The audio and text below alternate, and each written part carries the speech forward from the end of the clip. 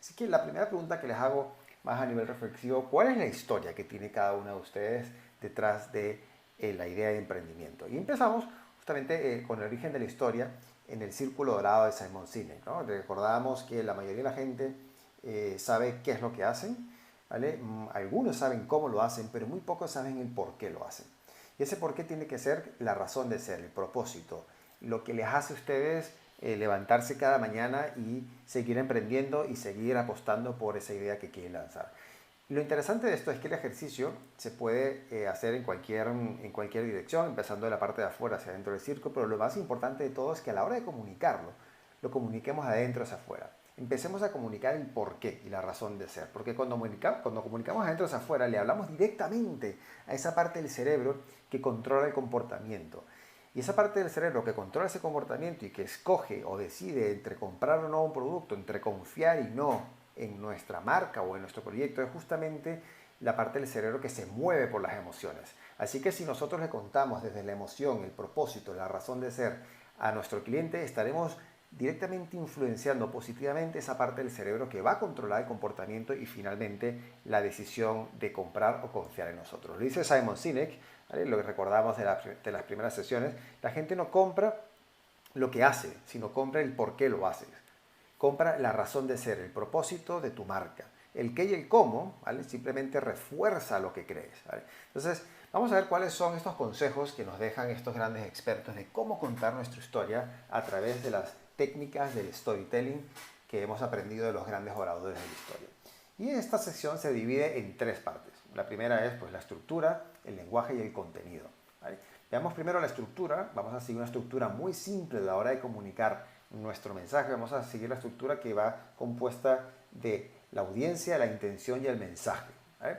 Esta estructura, recordemos AIM, ¿sí? O AIM, siempre nos va a dar una mayor probabilidad de ser recordados o de tener un mayor impacto en la audiencia a la que vamos a tener. ¿Por qué? Porque vamos a entender a quién nos estamos dirigiendo. No es lo mismo hablarle pues, a un cliente que entra por la tienda de nuestro local a hablarle a lo mejor a un proveedor o a una persona que está interesada en ser socio con nosotros en nuestro proyecto. Entonces, la audiencia es sumamente importante. Cada vez que contemos qué es lo que hacemos y de qué se trata nuestro negocio, entendamos qué le puede inspirar a esta persona a ser parte de nuestro proyecto, bien sea como cliente o como partner. Entonces, ¿qué entienden? ¿Qué saben al respecto de lo que hacemos? Todo el mundo entiende el negocio que estamos montando, todos saben perfectamente de qué se trata lo que hacemos.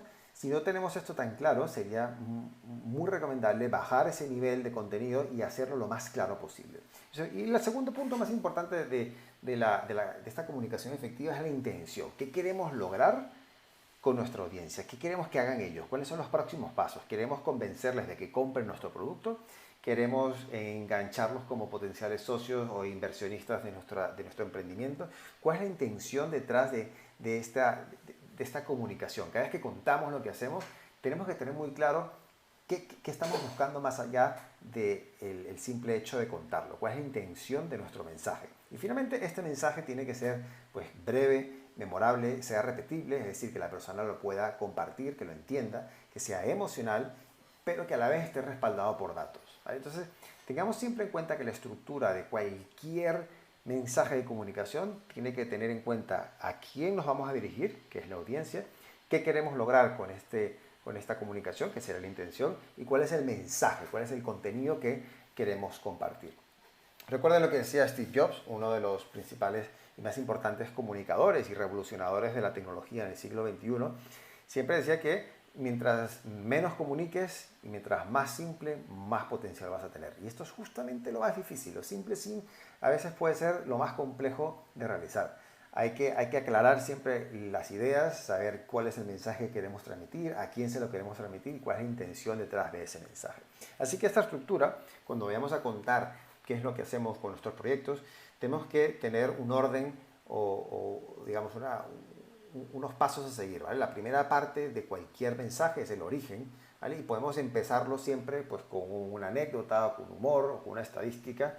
Luego hay que desarrollar esa idea o ese mensaje que queremos compartir. Y finalmente tenemos que cerrar, pero no cerrar con un agradecimiento, sino cerrar con una recomendación, una reflexión, una llamada a la acción o conectar el cierre de nuestra comunicación o mensaje con el origen de nuestro discurso.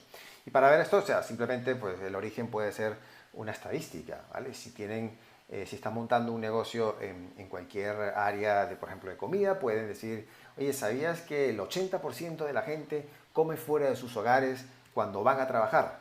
¿Vale? Y esto ya llama la atención y crea un componente de expectativa. Esa es la parte emocional que yo les decía, ¿no? Entonces, cuando empiezas con esta estadística, el 80% de la gente come fuera de su hogar cuando está en el trabajo, ¿vale? Entonces empiezas a desarrollar. Por eso hemos montado nuestro paladar que va dirigido a estos trabajadores, a la comunidad, y tiene que venir la parte emocional de la razón de ser. Desarrollas tu idea, vas contando y al final cuando cierres tu discurso tienes que decir, pues nosotros somos la solución real, tangible, local, ecológica, sana para estos trabajadores que en el día a día necesitan alimentarse de manera saludable, y luego cierras con una llamada a la acción como la próxima vez que estés en nuestra zona no te puedes perder el venir a conocernos, ¿vale? Eso sería una estructura redonda, ¿vale?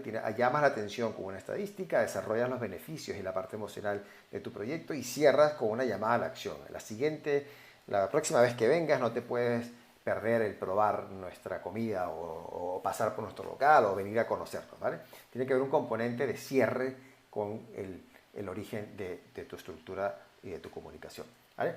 Una vez que tenemos esto, pues recordemos siempre que las emociones hacen que las historias se recuerden mejor. O sea, mientras más componentes emocionales montemos o tengamos, más vamos a poder ser memorables para nuestros clientes, ¿vale? La segunda parte de este curso tiene que ver con el lenguaje, ¿vale? El lenguaje entendido como cómo le hablamos a nuestro cliente, ¿vale? Nelson Mandela decía que si le hablas a una persona en un lenguaje racional, es decir, explicándole los beneficios y el cómo lo haces, te entenderá, ¿vale? Y probablemente te guarde en su memoria. Pero si a esa persona le hables en su lenguaje emocional, ¿vale? Con el a propósito, con la razón de ser, con los valores de tu empresa, ese mensaje se guardará en el corazón. Justamente lo que él quería decir es que más allá de lo racional, lo que tenemos que ser capaces es de ser guardados con un componente emocional para tener más presente los valores de marca y los valores y la razón de ser y el propósito de nuestro emprendimiento.